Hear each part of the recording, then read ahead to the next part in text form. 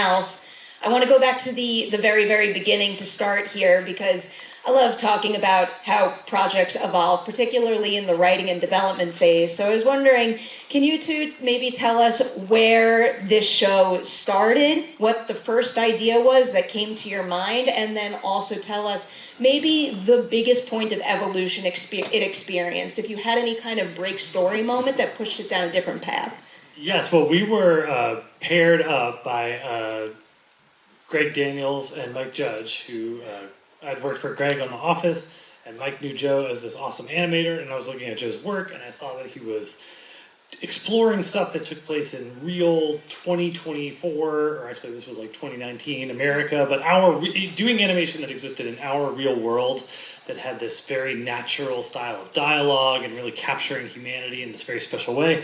And we teamed up and we started talking about basically a thought experiment about what if there were a mushroom that could cure almost anything. We had a lot of the same points of reference, a lot of the same thriller, action kind of movies and conspiracy kind of things. And also we were talking about issues about drugs and healthcare and wellness and what those words mean now, and how come it is that dealing with your insurance company is so horribly annoying, and why we have the greatest medical tech in the world and yet it's impossible to get the care that you need, and then people seem so lost and they're looking for all kinds of alternative solutions. And we started there, and that got us pretty far. This also, a lot of this happened on like the first day we met. It was a very successful first date. Yeah. I had read Steve's books also, and he had a book called The Wonder Trail, where he traveled through Central and South America and just sort of talked about his experiences with that. And so then it got us into talking about like characters like Richard Schultz and Paul Stamets and people who have sort of ventured in that kind of in the jungles and finding different kinds of medicine and ayahuasca and all that stuff. And the stuff seemed to us in our lives to be important. We'd both been dealing, everybody in this room and everybody in the world has probably dealt with people who are sick or people in your family who need medical care. Insurance, and it's so irritating and annoying to deal with those things. How did we evolve the particular system that we have? And some of that can get pretty academic and boring, but we wanted to tell a human story about people dealing with real human problems, and those issues have only become more important, and it seemed only more important to find a cool way to start talking about those things in an interesting, exciting way. I would say I love genre storytelling, because it's a really interesting and engaging way to, I guess, explore the most difficult human truths in a way that you're able to wrap your mind around them more so than if you were to explore them in a more straightforward, real-world manner, which is why I keep coming back for more. I want to touch a little bit on the green light process here, and particularly establishing the team that you would go on to make this show with, because I love the folks at Adult Swim. I think they're some of the best people in the world, and you're both affiliated with wonderful companies and artists. Can you tell me a little bit about not necessarily just getting the green light, but maybe getting the green light in a way that you would be able to make this show the way you want? Yeah, I mean, the sort of the origin story with this too is that we sold this to Amazon first, and they bought a script.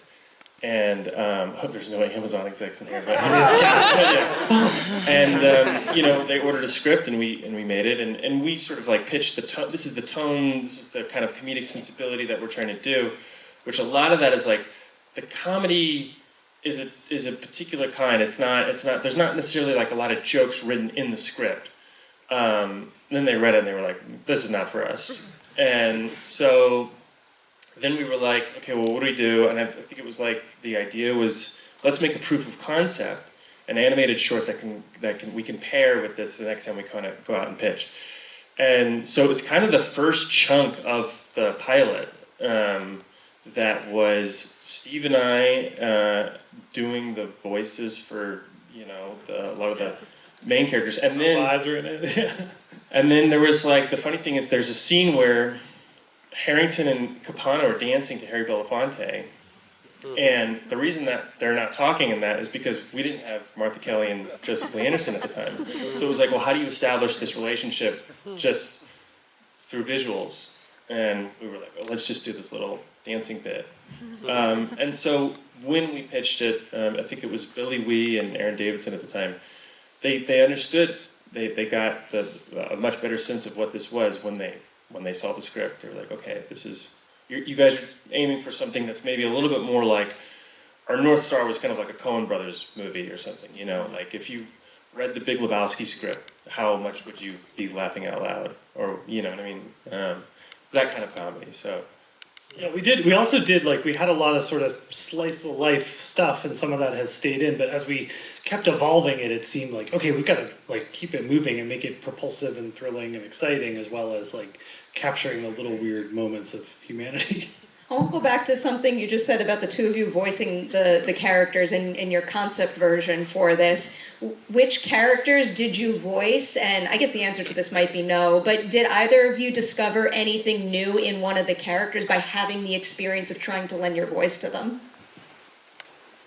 Well, I voiced Kenji, and Steve voiced... Anyone would look at me and immediately typecast me as a backwoods BMX extremist, and that's what I played on screen. But there are many people in this room who, at various points, were doing voices in one version or another, and we often, like, Steve's wife. We can't improve on them. Yeah. And then Mike Judge did a voice for it, but it was nice. I want to get into the actual casting of the show, but first I want to dig into the animation style in particular. Joel, I'll throw this your way to tap into some of your previous work. Can you maybe pinpoint certain elements of your artistic style from your previous work that you wanted to hold tight to here, but then also maybe pinpoint something that had to be added to best suit the common side effect story? For sure, yeah. I mean, I think a thing that was more consistent was just depicting characters and settings in a more natural way. You know, the way someone's sitting or the way someone's talking, to just kind of feel grounded in some kind of way and just feel natural. Embracing like imperfections, you know, even just the dialogue or little tics and mannerisms and and I just love all that kind of stuff. I think it kind of helps things kind of feel grounded in reality, but also I think there's some comedic stuff that can come out of it. So I would say there was a lot of that kind of stuff. But new stuff that we got so lucky working with such an incredible team.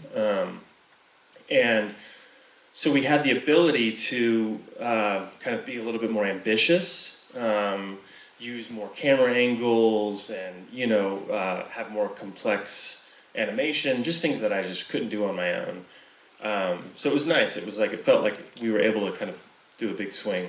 I would say there's a big theme in your previous show, Scavengers Reign, and in this too, of like nature, animals, the living natural landscape, and that was a big part of the show too. And also that interfering with humanity. Yeah, humans and their relationship with the natural world and that sort of thing. So, yeah. I'll follow up on one point in that answer because I'm a little obsessed with the idea of incorporating imperfections in animation because I feel like that is often overlooked and that's one of the things that makes it feel most real. Can you give us an example of a particular imperfection we can see in this show that maybe someone else might want to iron out but you think really fleshed out this world? I mean, I could think of like dialogue stuff. You know, we recorded Alan Resnick for Zane, and Alan's just way of, I mean, he's just so funny and incredibly talented, but his way, he kind of stutters a little bit, and it was like, let's just use like that. Let's just put that in there, and that'll work. You know.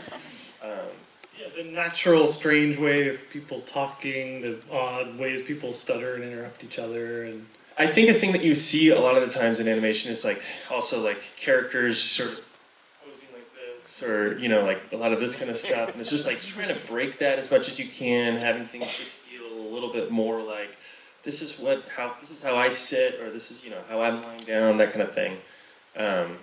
So I don't know an example of that though. But yeah. Those are good. No, okay. Those are good examples in the dialogue, though. I'll take that. Okay, cool. I wanted to touch on one particular thing that I heard you mention, Joan, a previous interview that I was reading. You said that you had a huge team of amazing artists here who brought a lot to the table, and parts of the show were heightened because of them. Yeah. Can you give us maybe a couple of examples of that, the people who contributed and how we could see it in the finished product? Yeah, absolutely. I mean, just from this episode, when Marshall touches the tincture and we zoom in through the bloodstream and all that stuff, that was, storyboarded by an amazing artist, and they kind of laid out the general idea of it, but then it sort of became, a lot of it was sort of like piecemeal assets all put together. So then you had an effects artist that was just dealing with zooming through the bloodstream. And then you had artists that were focusing on just Marshall and Francis, and an artist that was an animator that was really good at animating the little guys and the shapes, and so that was their contribution. We had our art department, our background team, doing these incredible backgrounds, and then just to give it the special sauce at the end, it was like the comp people putting it all together. So it was a big kind of collaborative stew of that sort of thing, and it was just sort of taking the best of everyone. I would say Benji Brook, he's our supervising director. He's a lot of credit to Steve, and he's a wizard with kind of putting these teams together, and it's really fun. And so it's just kind of like, okay, this person's really good at hand gestures, and it's just nice kind of like putting the little puzzle together. I remember there was a long conversation about which kind of fish could be with other fish in Zane's fish tank. And that's like the animators personally wanting to make sure that that's all accurate, and they did an incredible job. And we should also shout out our writers. Obviously, this complicated interlocking story. A lot to keep in your head straight as you evolve a story about who knows what when and how people are finding out information, and we had some brilliant people to help us. I'll give you the opportunity to shout out two other people. I try to squeeze in this question as often as possible, and I always have to preface it by saying literally every single person in your credits is of the utmost importance to making this happen. But can you each pinpoint a common side effects unsung hero? Someone that, maybe we don't see as often, we don't know their name and what they do, but it is of the utmost importance for us to be aware of their contribution. A tough question. Yeah. I'll just go through that. I can see in the front row. Yeah, right. Take that. Editor, Take that. Ali, Susan, Colin, Tori, James, John. We would leave someone new unsung if we did that. Fair enough. Let's get into your cast now and give a bunch of them some shout outs. So I'll give you a big two-part question to start digging into that. Of all the main roles in this show, which would you say was the easiest to fill, where it kind of felt like the right person just magically appeared, but then I also want the opposite, the one that took the most legwork to find the perfect fit for? I mean, Dave from Marshall seemed like the easiest, right? I mean, Dave King, who plays Marshall, is not really a professional actor, but I've known him for 20 years, and we had a podcast together, and so Joe had heard his voice a lot, and he is a very sensitive guy. Who the hell is this? He's got a great sort of everyman quality, he's not an action hero kind of actor or person, but he has a great curious mind and a great energy, and it just seemed like something that you hadn't seen before, an everyman kind of guy who's stuck in a very thrilling, dangerous, in over his head situation seemed like he would be great. Emily, who plays Frances, I worked with on Veep, and she's so funny and cool, but it seemed like she had a sensitivity and a down. Yeah, I wouldn't call her earthy or humbly, but she did have an honest, a person who's not necessarily glamorous all the time, comes from an ordinary background and is ready to feel the sensitivity of somebody who's struggling with a lot of big problems, and that was great, and we were both happy to have them, even though they weren't famous actors going in. Now they will be, surely. And then of course we had to have Mike Judge, one of the best to ever do it, and it was so cool to have him play this cool character. It was a little different from other people's. It's like effortless. Yeah. Wild to see. Yeah. Hardest. Who's the hardest actor? Well, Hildy is played by Sue Rose, who some of you guys might know. Pepper Ann. Created Pepper Ann and Unfabulous, and she just you won't find a voice like that every day. Yeah. And we knew her from way back and wanted her to be a part of it. I mean, a lot of the times when we were looking up like some actors that we wanted to work with, we would, just because we wanted them to ultimately use their natural voice, we would look up interviews of them talking about like movies that they were in, just to kind of see how they just normally talk and what their cadence is like and all that stuff. So yeah, it's actually quite hard for people who are professional actors, especially getting in a recording booth where you're there all alone, and then like, yeah, can you just do it like the way you do it? It's just a natural kind of way. It's hard to get people to do that, and we tried to just use different tricks of getting people to relax and just being conversational and trying to. Sometimes we record multiple people at the same time. I want to go back to the natural aspect of voice performances in a minute, but first I wanted to touch on Dave's work a little more, because you just brought up that this is his first time voicing a lead character on an animated series. I believe it's also his first time working as a writer on an animated series in a substantial capacity. So what was it about the pairing of the two jobs that you think maybe served the character, if not the story overall, for the better? I mean, I think just because he was such a crucial part of the writing, he understood the character really well, very quickly, and he just knew Marshall from day one. So it's like you didn't really have to coach him when he was in the booth, you know? Yeah, I mean, I think all of our writers are both really funny, but also people who are interested in, sometimes we'll talk for hours about these philosophical questions. If you had a mushroom that can cure almost anybody, how are you going to give it out? What's the fair way to do that? Especially if you can't grow enough of it for everybody. And that's what we're trying to put in the show, and we're trying to have people who are open and thoughtful and curious and interesting and have perspectives on that, and we've been lucky to have those people. You feel that intention when you watch the finished product, without a doubt. Going back to the natural quality of the voice performances, I was reading that you guys wanted those voice performances to feel as organic as possible. So it was making me curious, what kind of things can you do as leaders on this production to, I guess, tee up your voice actors for success in that respect, to basically help them achieve that in terms of the quality of their voice work here? Well, we leave the recording mic is going all the time, and sometimes you pick up a little funny, strange laugh, or just a weird way somebody makes an error, and like, oh, sorry, screw that up. And then you can actually use that little tidbit to bring some life to a moment that's... yeah, just something that you probably would never be able to get if they knew that they were being recorded. Which sounds we tell them after. And we try and like be light and fun, and we tried to have Capano and Harrington, who had this Martha Kelly and Joseph Lee Anderson, unlikely friends, but they had a real chemistry both in real life and in their performances. And a couple times we were able to get them together, and they both want to win the other one over, and they seem to have a real affection for each other, and trying to draw that out was part of it.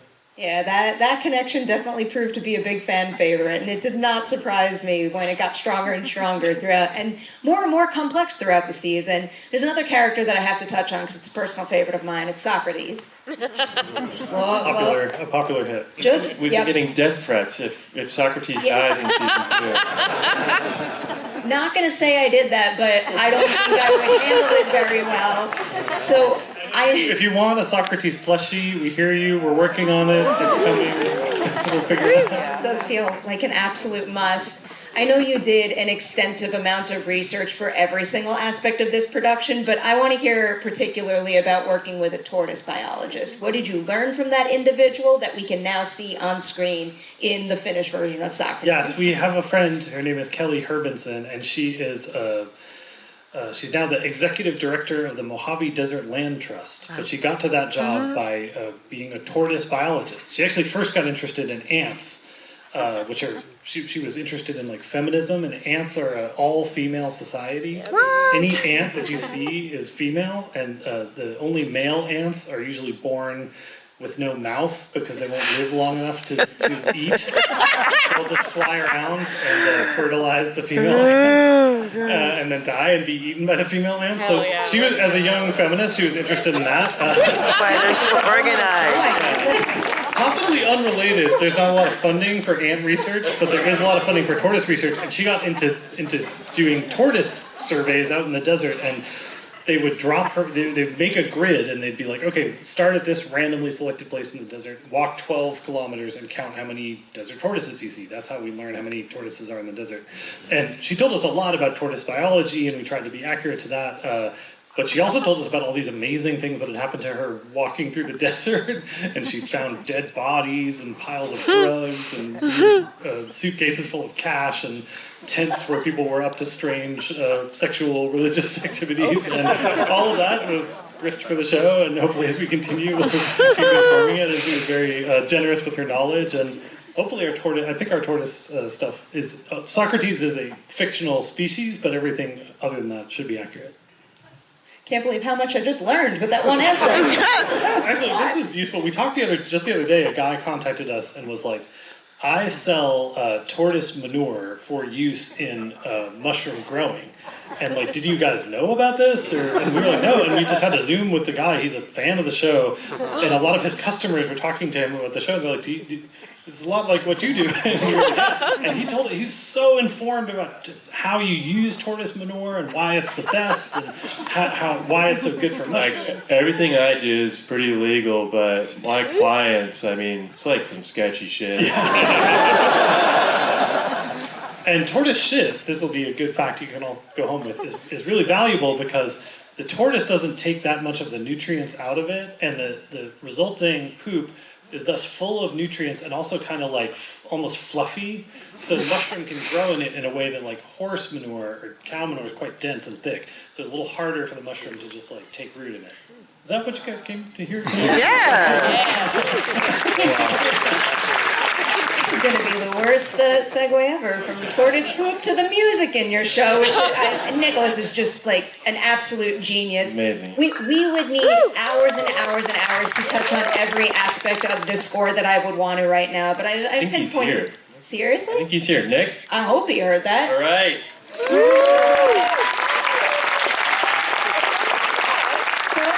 So good. All right, so the first thing that I want to hear about is from you, Joe, because you've collaborated before. So can you tell me a little something? Now we're going to make this awkward for Nicholas in the audience hearing all this, but can you tell me something about him that made you say to yourself, like, that right there is the perfect person to compose for Common Side Effects? That's a tough question. I mean, there's a million reasons why he's right for the job. Yeah, I've worked with him for a long time. He worked on Scavenger's Reign. He's worked on a lot of shorts that I've done. I think he's always. Nah, it is awkward now. He's he's very honest in his approach with whatever he does, and so I think whenever he delivers something, it's always it feels very sincere. It's very rich. But I also think that he, instinctively can kind of like get to the root of the emotion of like a scene pretty quickly, and so that I think that it usually always comes from a place of emotion, and then he kind of goes from there. And so a lot of the times it's like, we'll talk about an idea and get excited about it, and he'll usually put something together, and the first or second iteration is like the one that's working. I mean the theme song for the show was kind of like, one of the first ones. I know he was just trying to make a record using all solar power out in the wilderness. That kind of project is what we need. Yeah. That's something. Well, I'll follow up on how you just described his work with usually, getting it right out of the gate or close to it. What about in particular the score when the mushroom starts to take effect? Many striking elements of the score. That in particular is something that I am happy is burned in my brain for the rest of my life. For sure. Yeah. I mean, again, I think it was a shared. I think it was originally sort of a synth version of it because there's vocals in it. We're talking about the one where it's when you zoom in. Yes. Yeah.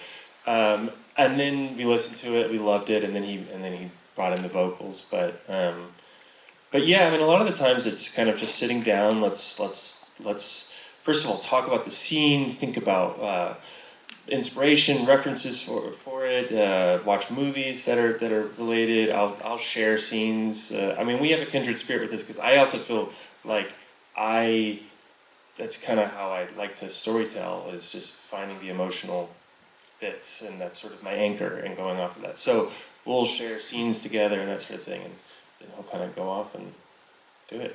To tie it into something everyone just saw in that episode, can you maybe tell us a little bit about how that particular theme evolves when Marshall comes in contact with the tincture? Especially because he is experiencing it in a new way, he's taking it in a new way, but also at that point in the show, I guess his journey with the mushroom has evolved considerably, so it's affecting him differently.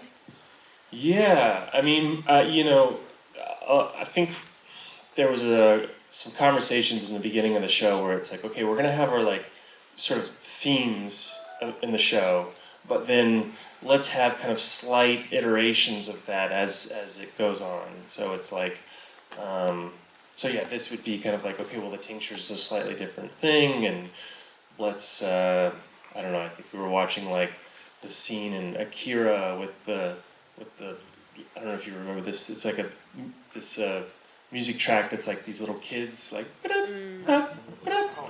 But it was that kind of feeling that we were like, oh, let's try to invoke something like that into this, and but like kind of stay within the world that we're used to with the themes. Yeah. I'll put in a second request. So like a Socrates plush and also a vinyl. It's coming, actually. Yeah. I like the sound of that. I want both. Yeah. So we got to start winding this down a little bit, and I wanted to make sure to squeeze these last 3 questions in, particularly the reaction to the show. Because again, I said when you first came out, like I got to start celebrating this show at San Diego Comic-Con when people were only exposed to the very, very beginnings of it, and watching it release and just seeing how much this story and the quality of the animation struck people was really something special. And like I said earlier, like one of my favorite things about this process is seeing projects evolve, but it's not even necessarily from script to screen. Then you hand your baby to audiences and it kind of takes on new life yet again. So it was making me wonder, is there anything about the fan reaction to common side effects that made the two of you realize that something in your own show was more powerful than you ever thought it was? Yeah, it's been very gratifying. I mean, we felt that we had something special and cool, but we also thought it was kind of unusual and might not be easy to place into one genre or another. And it's great that people seem to have found it and responded to it, and that's partly thanks to Adult Swim and Warner Brothers, who like were able to put this out in a way that people really could find it and see it in a couple different ways. And it's also serialized, which is hard for people. If you miss a few, you got to catch up, and they did a great job of making sure people could find it. And the fan reaction has been awesome. I mean, we get fan art and people, lively Reddit community of people talking about theories of it, and people telling us not to mess with Socrates in kind of a scary way. So it's been cool that what we thought would be special is speaking to people. And it was a bit of a surprise too, of like what things did resonate the most. Like there was a couple little things that Adult Swim was putting out that kind of blew up, went viral. They were like little bites. Frances arguing with her boyfriend in episode 2. There ended up being this crazy comment section where people were like going back and forth yelling about like, well, Francis should leave him. And some people were like, well, he's just playing a video game, so there's nothing wrong with that. And it like exploded. It was wild, but it's good. Yeah, it's good. We're speaking to something. Yeah. And the healthcare, insurance, drugs aspect has electrified people as well, which has been pretty exciting. Yeah, that was another thing too. It's just hearing people say, like even the dinosaur guy, we were like, does that feel accurate at all? And he was like, yeah, that's close. We were doing this blind, so, It's gotta be the best feeling in the world, seeing so many people engage with what you created this way. Yeah, it's great. So the other question, you're not going to want to answer this, but I don't care. I'm going to ask because I think it's important. So in film and television, we give each other awards. I think that's super cool, and we should keep doing that. I find that nobody in this industry tells themselves good job as much as they should. And I know you have a very, very big team working on this show, but I want to know something you each accomplished making common side effects that you know you'll always be able to look back on and say, you know what, I'm really proud of what I did there. I mean, I would say that the process in making it and working with the team, it felt like such a fun, big family, and I think that it was a very seamless, enjoyable process. It was a lot of hard work. It was very grueling at times, but like there was no friction, and I think that everybody just had a good time. I mean, honestly, it was a lot of credit with the partners at Green Street, sort of doing such a great job with such a nice infrastructure to kind of go off of. But the environment just always felt really nice and enjoyable. So it was like looking forward to kind of going in every day and working on this. Yes, I think we're both proud of the product, but also proud of the sort of shared experience of everybody contributing, and so many, everybody who worked on it gave something to it and plussed it, and that feels really great. As it should. You should definitely be very proud of that aspect, of those aspects of the production. Now I was really excited to get to end on this because you are a go for season 2, so I can ask this. Very, very well deserved, and I cannot wait to see how all this continues. So can you maybe tell us something that you learned while making season 1 that might influence how you're going to approach season 2? Something you're eager to build upon, whether it's narratively or with the animation style? Well, we began a mythology, and there's mystifying elements to the show that we hope to explore even more deeply and get into some archaeology and history and biology and explore some of what's going on here, but while keeping it all, I mean, what I think we learned in season 1 is like keeping it centered on these human characters allows you to go off in these crazy directions, and the more grounded and real it is, the more you can get bizarre in every other way. Yeah, and I would say, like, not that we're getting too influenced by the audience feedback on it, but it is helpful to see, like, what characters resonated the most, or what moments felt like it just helps give us a better kind of North Star of, a direction that feels like it could be a successful season. So. And you guys are trust. Huge, huge, huge congratulations Thank on you so Uncommon much. Side Thanks so much. Effects.